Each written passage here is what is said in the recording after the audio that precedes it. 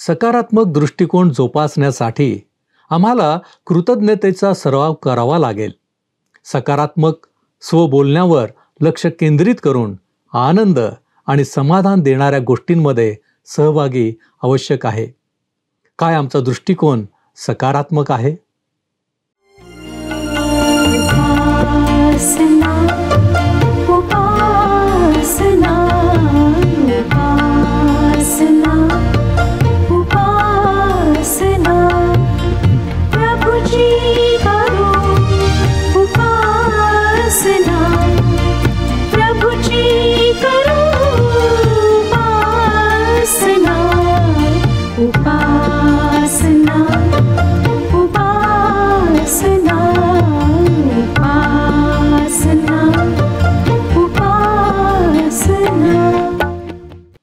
उपस्थित सर्व बंधू आणि भगिनींनो, उपासना कार्यक्रमामध्ये आपले हार्दिक स्वागत.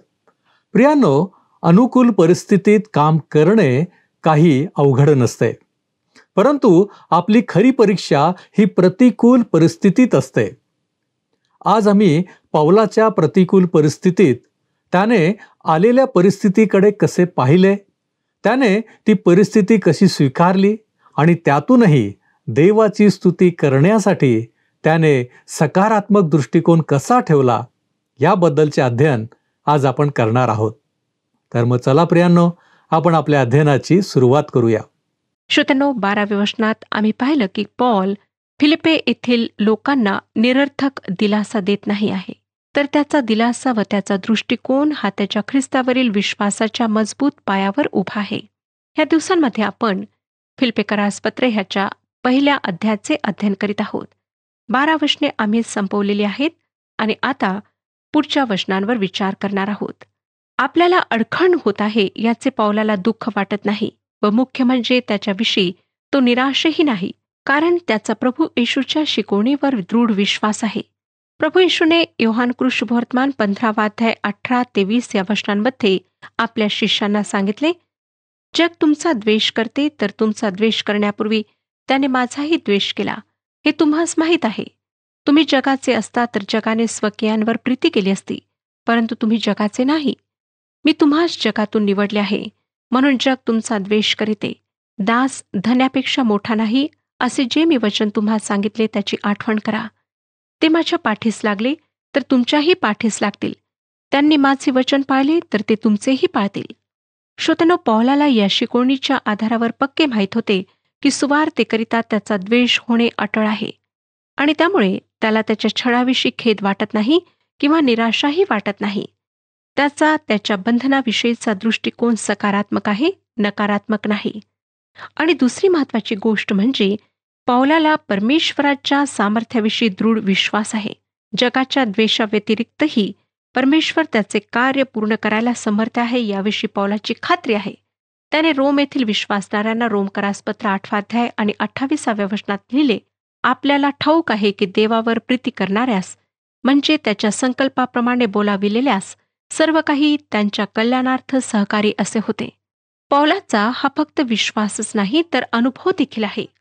आता त्याच्या बाबतीत ज्या घटना घडल्या त्या सुवार्तेच्या वृद्धीस कशा कारणीभूत झाल्या हे तो पुढच्या वचनांमध्ये स्पष्ट करतो. 13वं वचन वाचूया. म्हणजे कैसराच्या हुजरातीच्या सर्व सैनिकात व इतर सर्व जणात माझी बंधने ख्रिस्ता संबंधाने आहेत अशी त्यांची प्रसिद्धी झाली. कैसराच्या सर्व हुजरातीत म्हणजे त्याच्या दरबारात पौलाची बंधने ख्रिस्ता संबंधाने आहेत अशी प्रसिद्धी झाली. प्रेषितांची कृत्ये 28 अध्याय आणि 16 वचन आम्हाला सांगतं, आम्ही रोम शहरात गेल्यावर जमादाराने बंदिवानास सेनापतीच्या स्वाधीन केले, पण पौलाला त्यावर पहारा करणाऱ्या शिपायांबरोबर निराळे राहण्याची परवानगी मिळाली. पौलाला प्रतोरियमच्या शिपायाबरोबर ठेवण्यात आले. हे शिपाई कैसराच्या घरातले लोक रोमी लोक होते. जेव्हा पौलाचे परिवर्तन झाले तेव्हा प्रभू येशूने त्याच्याविषयी प्रेषितांची कृत्ये 9 अध्याय आणि 15व्या वचनामध्ये म्हटले, कारण विदेशी लोक, राजे व इस्रायलाची संतती यांच्या समोर माझे नाव घेऊन जाण्याकरिता तो माझे निवडलेले पात्र आहे. आतापर्यंत पॉल सर्वसाधारण रोमी लोकांमध्ये वावरत होता, परंतु आता रोमी राजघराण्यातल्या लोकांबरोबर राहण्याची संधी त्याला प्राप्त झाली होती. प्रत्येक 4 तासांनी पहारेकरी बदलत असत व पौलाचाही पहारेकरी त्याप्रमाणे प्रत्येक 4थ्या तासाला बदलत असे. या 4 तासात पौल त्या प्रत्येकाशी काय बोलला असेल असे आपणाला वाटते? पौलाने त्यांना नक्कीच ख्रिस्ताची सुवार्ता सांगितली असणार. त्यापैकी अनेकांनी ख्रिस्ताचा स्वीकारही केलेला असणार. अशा प्रकारे कैसराच्या घरामध्येच सुवार्तेचा शिरकाव झाला होता. टर्टुलियन या इतिहासकाराने नंतर लिहिले की जेव्हा ख्रिस्ती लोक अधिकार पदावर आहेत असे रोमी शासनाच्या लक्षात आले, तेव्हा रोमी शासन अस्वस्थ झाले. यापैकी अनेक जण नंतर आपल्या प्रभू येशू ख्रिस्तावरच्या विश्वासाखातर मरण पावले. आपला तुरुंगवास सुवार्ता कार्यात अडखळ नाही, तर त्यामुळे उलट सुवार्ता कार्यास गती प्राप्त झाली, या पौलाच्या सांगण्याचा हा पुरावाच आहे. पौलाच्या तुरुंगवासामुळे थेट कैसराच्या राजघराण्यात सुवार्तेचा शिरकाव झाला. एवढेच नाही, तर आणखी काही चांगले त्यामुळे घडले. पौल पुढे 1 अध्याय आणि 14व्या वचनात काय लिहितो पहा. आणि त्यांची खात्री पटून बहुतेक बंधूंनी माझ्या बंधनांनी प्रभूच्या ठाई देवाचे वचन निर्भयपणे सांगाव्यास अधिक धाडस केले. सुरुवातीच्या मंडळीत असे अनेक लोक होते की त्यांना ख्रिस्ताची साक्ष सांगण्याची इच्छा होती, परंतु पौलाचे बोलणे ऐकून आपण सुवार्ता सांगायला पात्र नाही असे त्यांना वाटत असे. म्हणून जोपर्यंत पौल सुवार्ता सांगत होता तोपर्यंत ते स्वतःला सुवार्तेकरिता अप्रशिक्षित, अक्षम व अपात्र समजत.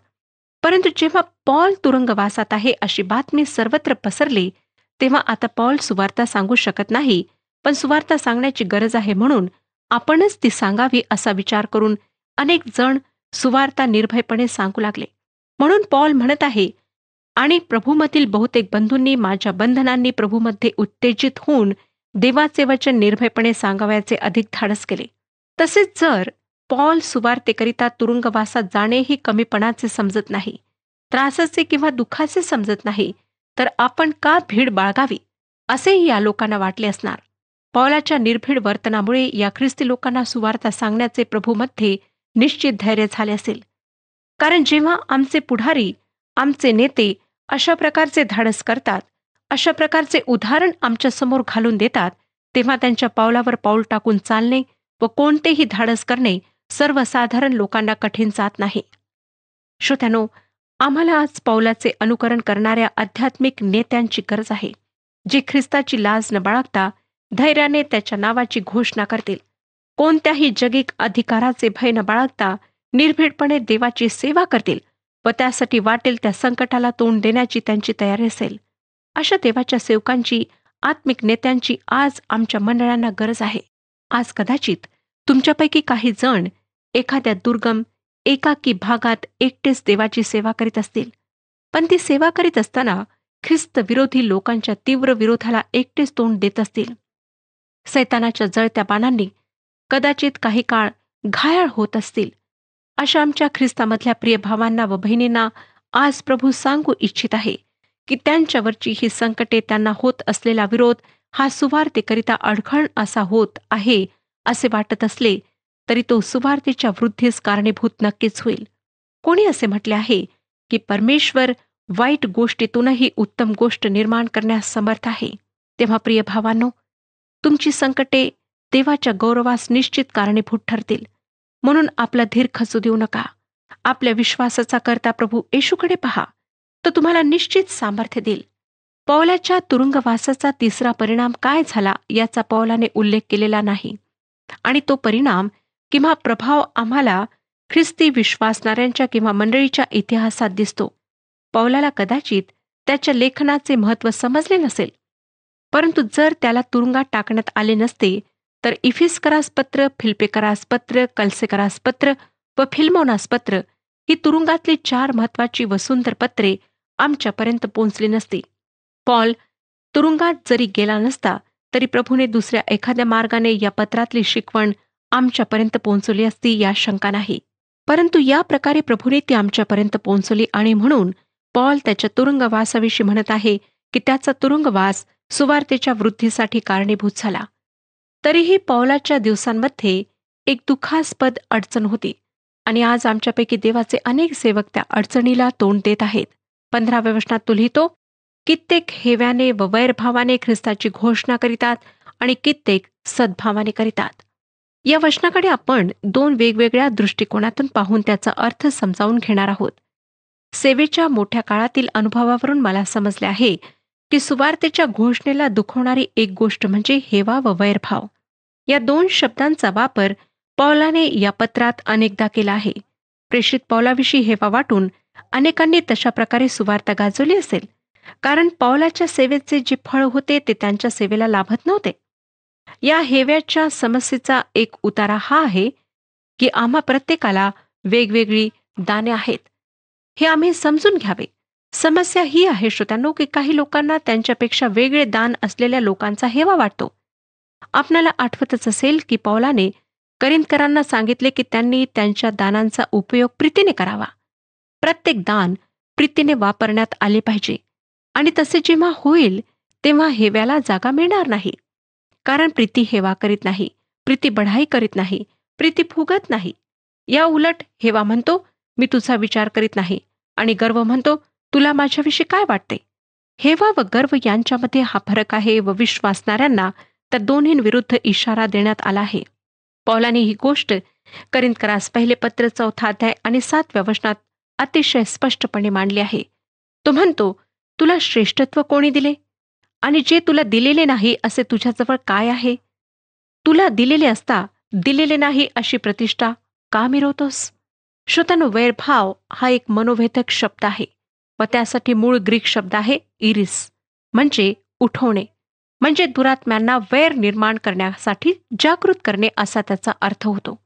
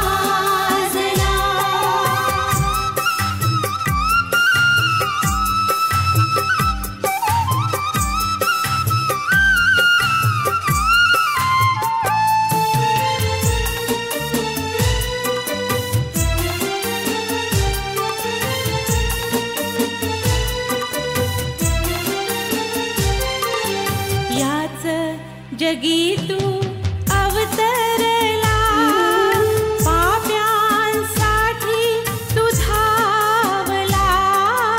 याच जगी तू अवतरला, पाप्यांसाठी तू धावला. त्या क्रूसाला तू कवटाळीने तारण दे मला.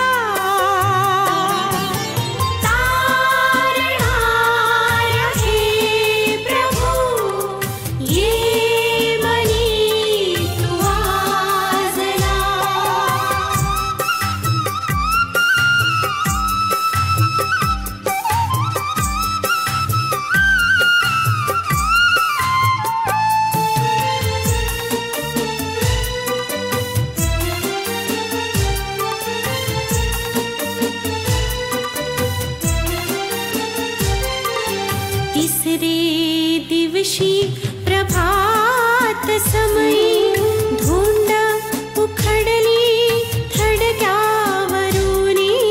तिसरे दिवशी प्रभात समयी धुंड उखडली थडग्यावरुनी. विजयी झाला प्रभू त्या मारणी. सांगा प्रभू उठला.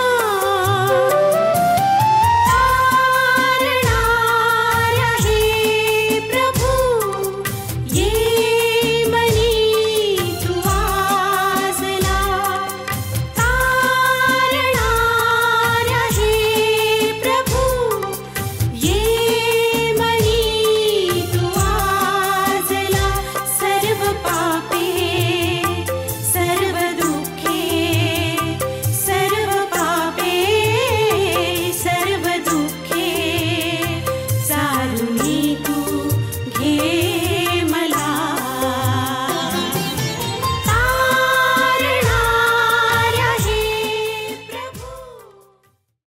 हेवा व वैरभाव मंडळीमध्ये अस्वस्थता निर्माण करतात.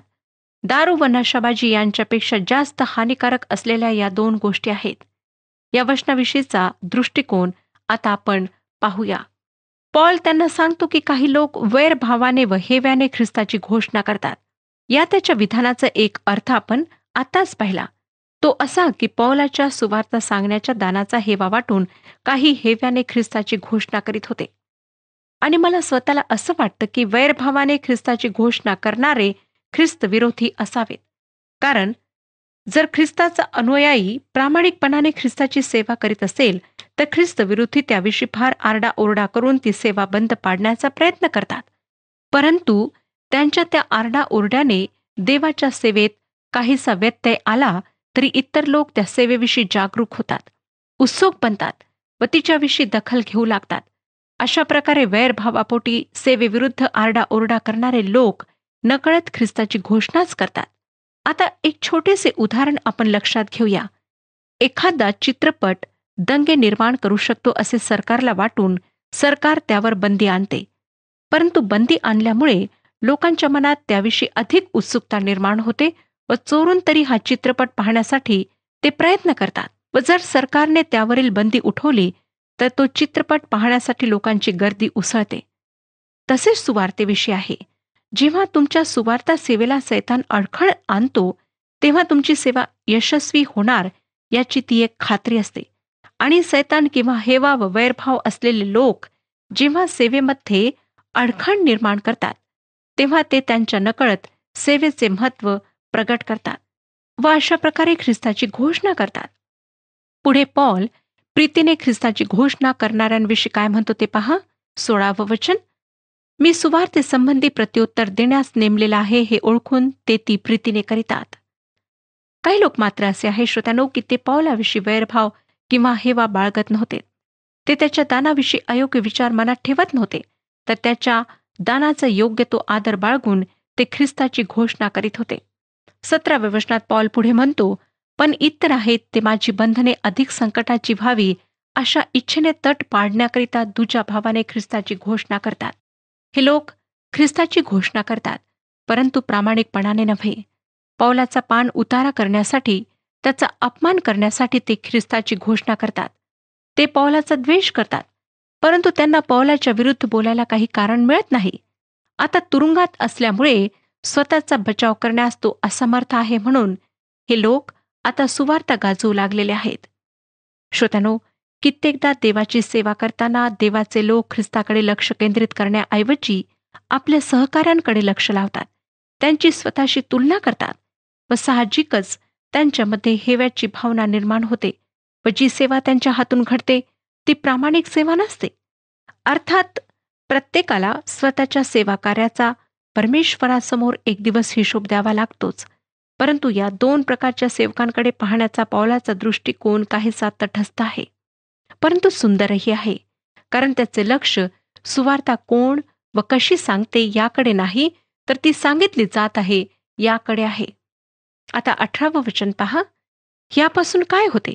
निमित्ताने असो किंवा खरेपणाने असो सर्व प्रकारे ख्रिस्ताची घोषणा होते हेच. ह्यात मी आनंद करीतो व करणारच. कोणत्या ना कोणत्या प्रकारे मग प्रामाणिकपणे असो किंवा निमित्ताने असो ख्रिस्ताची घोषणा होते ही गोष्ट पौलाकरिता महत्वाची आहे. ख्रिस्ताची घोषणा हेवा व वैरभाव यांनी होते ही गोष्ट दुःखास्पद आहे. आजही त्याच प्रकारे त्याची घोषणा होते परंतु त्याची घोषणा होते याविषयी आम्ही उल्हास करायला हवा. काही लोकांना स्त्रियांनी उपदेशक असावे हे पटत नाही. त्याऐवजी पुरुष उपदेशक चांगले उपदेशक असतात असे त्यांचे म्हणणे असते. परंतु श्रोत्यांनो, मला आपणाला सांगू द्या की कित्येकदा महिला उपदेशक पुरुष उपदेशकांपेक्षा चांगला उपदेश करतात. एकदा एक देवाचा सेवक आपल्या मित्रासह एका मोठ्या उद्यानातून फिरत होता. एके ठिकाणी त्यांना एक महिला उपदेशक उपदेश करताना दिसली. तेव्हा तो मित्र म्हणाला, किती लाजेची गोष्ट आहे की ही महिला येथे उपदेश करीत आहे. यावर तो देवाचा सेवक त्यांना म्हणाला, ही किती लाजेची गोष्ट आहे की तिची जागा घ्यायला येथे कोणी पुरुष नाही. समस्या ही आहे. परंतु ख्रिस्ताची ऐन केन प्रकाराने घोषणा होत आहे याबद्दल आम्ही देवाचे आभार मानायला हवेत. जेव्हा जेव्हा देवाचे वचन गाजवले जाते तेव्हा तेव्हा आपण आनंद करायला हवा. काही लोकांना घराघरामध्ये केल्या जात असलेल्या पवित्र शास्त्राच्या अध्ययनाविषयी काळजी वाटते. हे लोक चुकीचे अर्थ लावून चुकीच्या दिशेने चालतील असे त्यांना वाटते. त्यांचे ते वाटणे काही अंशी बरोबरही आहे. कधीकधी एखादी मंडळी चुकीच्या मार्गाने चालते, परंतु देवाच्या वचनाचे अध्ययन होत आहे याबद्दल आम्ही आनंद करू शकतो. ख्रिस्ताची घोषणा अप्रामाणिकपणे होत असली तरी लोकांचे तारण होऊ शकते. ही गोष्ट चित्तवेधक व दिलासा देणारी आहे. परमेश्वर त्याच्या शब्दाचा, त्याच्या वचनाचा सन्मान करतो. तो एखादी व्यक्ती किंवा संघटना यांचा सन्मान करीत नाही. श्रोत्यानो, ह्याची जाणीव आम्ही ठेवायला हवी. फक्त देवाचा आत्मा आशीर्वाद आणतो आणि जेव्हा देवाचे वचन सांगितले जाते तेव्हाच तो आशीर्वाद देऊ शकतो. पौलाचा ख्रिस्ताची घोषणा करणाऱ्या दोन्ही प्रकारच्या लोकांविषयीचा दृष्टिकोन अगदी समतोल व सुंदर आहे.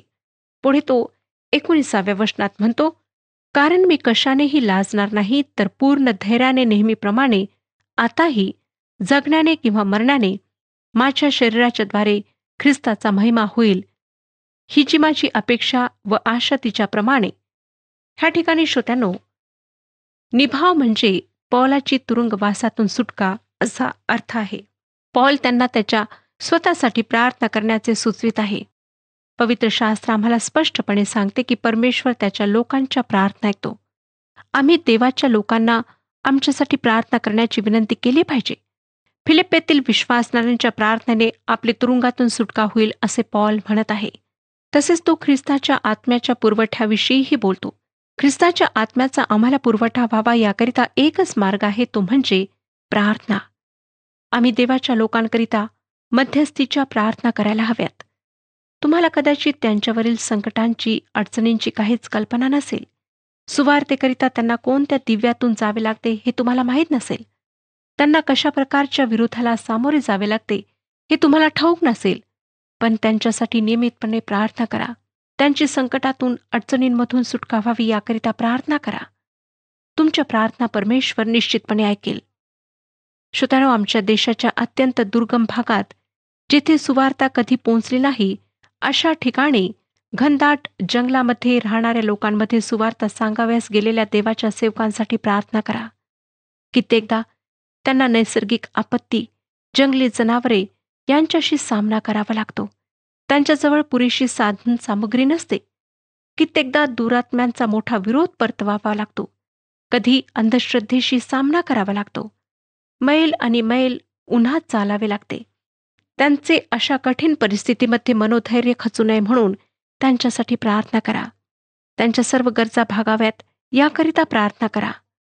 जशी पौलाला फिलिप्पीतील विश्वासणाऱ्यांच्या प्रार्थनेची गरज होती, तशी देवाच्या सर्व सेवकांना तुमच्या प्रार्थनांची गरज आहे. पौलाची पुढची विधाने फार सुंदर व महत्वाची आहेत. तो पहिल्या अध्यायाच्या 20व्या वचनात काय म्हणतो पहा. तुमच्या प्रार्थनेने व येशू ख्रिस्ताच्या आत्म्याच्या पुरवठ्याने माझ्या उद्धारास कारण होईल हे मला ठाऊक आहे. पौल या वचनातून असे सांगत आहे की या जीवनातल्या त्याच्या साक्षीविषयी त्याला लाजायची वेळ येऊ नये आणि जेव्हा तो प्रभू येशूच्या समक्षतेमध्ये येईल तेव्हाही लाज वाटण्याची त्याच्यावर वेळ येऊ नये. प्रेषित योहानाने म्हटले आहे की जेव्हा ख्रिस्त त्याच्या मंडळीला आपल्यासह नेण्यासाठी येईल तेव्हा विश्वासणाऱ्यांवर लाज वाटण्याची वेळ येऊ शकते. आपण ही गोष्ट लक्षात ठेवायला हवी व सर्व ख्रिस्ती लोकांनी त्याविषयी काळजी घ्यायला हवी. आज अनेक विश्वासणारे लोक, विशेषतः सेवक, प्रभू येशूच्या दुसऱ्या आगमनाविषयी बोलत आहेत, परंतु त्यांची त्यासाठी तयारी नाही. तुम्ही विचाराल, काय त्यांचे तारण झालेले नाही काय? होय, त्यांचे तारण झाले आहे, परंतु मला हे सांगायला खेद वाटतो की प्रभू येशूच्या आगमनाच्या वेळेस त्यांना स्वतःची लाज वाटेल, कारण त्यांचे वर्तन सुवार्तेला अनुसरून नाही. काही असे लोक मला माहीत आहेत की ते म्हणतात, आमचे एकदा तारण झाले की तेवढे पुरे, आम्हाला अति आध्यात्मिक व्हायचे नाही, कारण आम्ही सर्वसाधारण लोक आहोत, आम्हाला ख्रिस्ताच्या पावलावर पाऊल टाकणे जमत नाही. हे त्यांचे बोलणे एक खोटे निमित्त आहे. मुळात ते आळशी आहेत. ख्रिस्ताबरोबर चालायचे म्हणजे त्यांना सर्व प्रकारचा आळस टाकून द्यावा लागेल व त्यांना नेमके तेच नको आहे, म्हणून ते अशा प्रकारची कारणे देतात. परंतु ख्रिस्ताच्या पुनरागमनाच्या वेळेस ते त्यांच्या अशा वर्तनाविषयी लाजवले जातील. प्रत्येक विश्वासणाऱ्याने ख्रिस्ताचे पुनरागमन लक्षात ठेवून आपापले वर्तन सुरळीत करावे, यासाठी की त्यावेळेस त्याच्यावर किंवा तिच्यावर लाज वाटण्याची वेळ येऊ नये. श्रोत्यांनो, मला माहीत नाही की आपण कशा प्रकारचं जीवन व्यतीत करीत आहात. होऊ शकतं की आपण ख्रिस्ताला जीवन समर्पित केलेलं आहे, परंतु आध्यात्मिक रूपाने आपली वाढ खुंटलेली आहे. आजच वेळ आहे की आपण निर्णय घ्यावा आणि आध्यात्मिक रूपाने विश्वासामध्ये प्रभूमध्ये वाढत जावे. होऊ शकते की आपण अजूनही ख्रिस्ताला जीवन समर्पित केलेले नाही. ही वेळ आहे, ही संधी आहे की आपण हे पाऊल उचलावे. ख्रिस्ताला जीवन समर्पित करा, त्याला आपला तारणारा म्हणून स्वीकारा. परमेश्वर आपणा सर्वांस आशीर्वाद देव.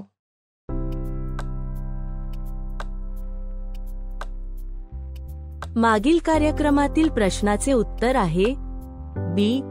पौलाच्या मतानुसार जे श्रेष्ठ ते आम्ही पसंत करावे.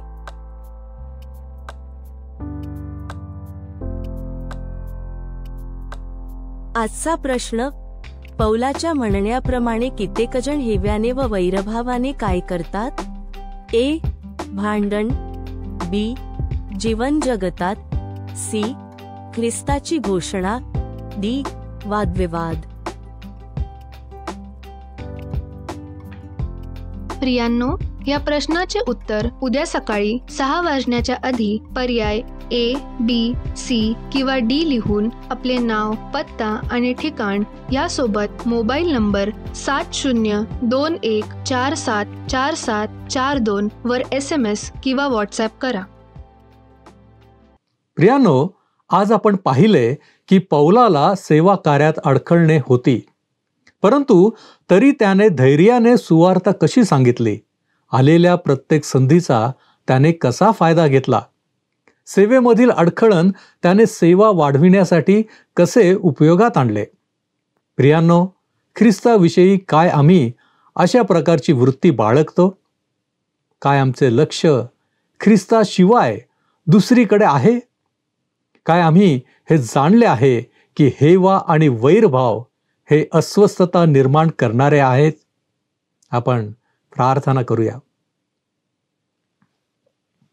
आमच्या जीवनामध्ये संधी देणाऱ्या आमच्या जिवंत प्रेमळ परमेश्वरा, धन्यवाद देतो, तुझी स्तुती करतो, तुझे आभार मानतो यासाठी की प्रभू परमेश्वर दे बाप्पा, तुझ्या कृपेमुळं आमचं जीवन आशीर्वादित झालेलं आहे. होय प्रभूजी, आजचं जे अध्ययन तू आमच्या समोर ठेवलंस, जे मार्गदर्शन तू आम्हाला केलेलं आहेस की कोणत्याही परिस्थितीमध्ये असो प्रभूजी, आम्हाला पुढं जाणं गरजेचं आहे.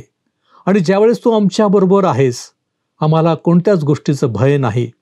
आणि म्हणूनच आलेली प्रत्येक संधी ही तुझं गौरव करण्यासाठी असावं, ह्याच्यासाठी आम्ही स्वतःला तुझ्या पवित्र हातामध्ये सोपवितो. तो आमचा स्वीकार कर. येशू ख्रिस्त आमचा प्रभू याच्याद्वारे मागतो म्हणून तू ऐक. आमेन. आत्म्याच्या प्रेरणेने चाला आणि ख्रिस्ताला गौरव द्या. प्रभू आपणाबरोबर असो.